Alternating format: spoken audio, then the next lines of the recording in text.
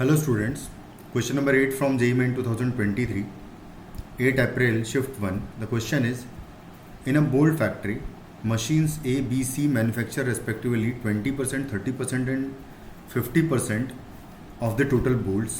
तो यहाँ पर लिख लेता हूँ मैं, ये A, B and C machine है, प्रोडक्शन है 20%, 30% एंड 50% है.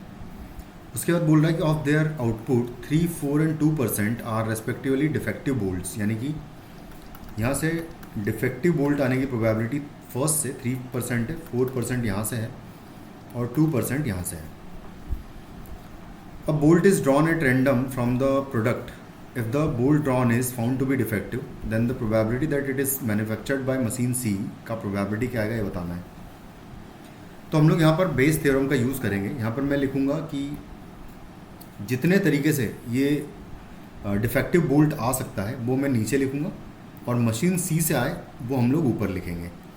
तो सबसे पहले तो मैं हो सकता है कि ए प्रोडक्ट सिलेक्ट करूँ, ए मशीन सिलेक्ट करें. अगर 20% बोल्ट्स हमारे पास मशीन ए के हैं तो इसका मतलब बोल्ट मशीन ए का हो, इसकी प्रोबेबिलिटी होगी 20/100 होगी, मल्टीप्लाइड बाय वहाँ से फिर डिफेक्टिव बोल्ट आने की प्रोबेबिलिटी होगी 3/100, क्योंकि वहाँ से 3% डिफेक्टिव आइटम्स हमें मिलते हैं. प्लस सेकंड बी से आने की प्रोबेबिलिटी होगी 30/100 होगा, इनटू वहाँ से फिर डिफेक्टिव आने की प्रोबेबिलिटी होगी 4/100, क्योंकि वहाँ से 4% डिफेक्टिव आइटम्स हैं वहाँ पर.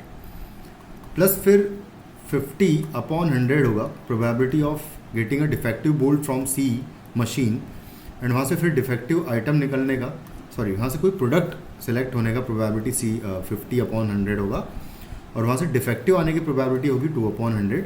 और इसी का प्रोबेबिलिटी हम लोग ऊपर भी लिखेंगे क्योंकि इसी का प्रोबेबिलिटी हमसे पूछा गया है कि वहाँ से सी मशीन से आएगा उसकी क्या प्रोबेबिलिटी होगी. तो इनको इस तरीके से लिख लेंगे. बस 100 100 100 हर जगह से कैंसिल आउट कर दूंगा मैं. ऊपर हो जाएगा 100, 50 × 2 डिवाइडेड बाय आ जाएगा यहाँ से 20 × 3 विच इज़ 60, एंड आएगा प्लस 30 × 4 यानी कि 120 हो जाएगा यहाँ से, प्लस 50 × 2 हो जाएगा यहाँ से 100.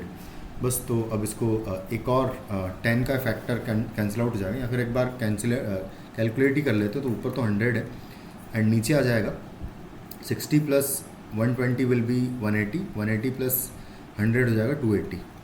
तो यहाँ से आएगा 280. तो फाइनली 100 डिवाइडेड बाय 280 इसको कैंसिल आउट करेंगे तो 10/28 बचेगा 0 कैंसिल करने पर. फिर हम 2 से कैंसिल आउट कर देंगे तो 2 से ये 5 टाइम्स कैंसिल आउट हो जाएगा, और ये 2 से 14 टाइम्स कैंसिल आउट हो जाएगा. तो फाइनली हमारा आंसर हो जाएगा इस क्वेश्चन का 5/14 which is in option C.